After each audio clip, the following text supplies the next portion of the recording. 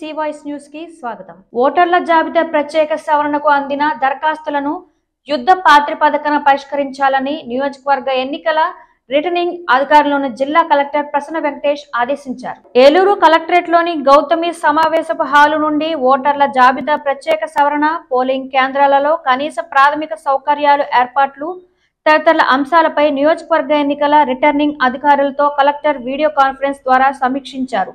ఈ సందర్భంగా కలెక్టర్ మాట్లాడుతూ జిల్లాలో ఓటర్ల జాబితా ప్రత్యేక సవరణలో అందిన ఫారం 6, 7, 8 దరఖాస్తులు 7,800 వరకు ఉన్నాయని, వాటిని నిర్దేశించిన సమయంలోగా ఎటువంటి పొరపాటు లేకుండా పరిష్కరించడానికి చర్యలు తీసుకోవాలన్నారు. ఈ సమావేశంలో joint collector Lavanyaveni, DRO Venkateswarlu తదితరులు పాల్గొన్నారు.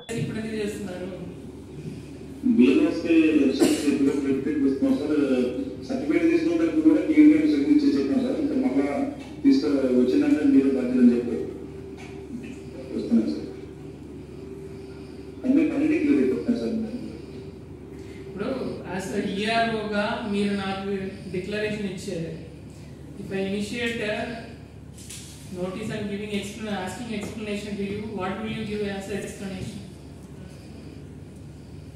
You have given an undertaking on December 10th saying that all the applications were collected. ఈ వార్తలు ఇంతటితో సమాప్తం. నమస్కారం.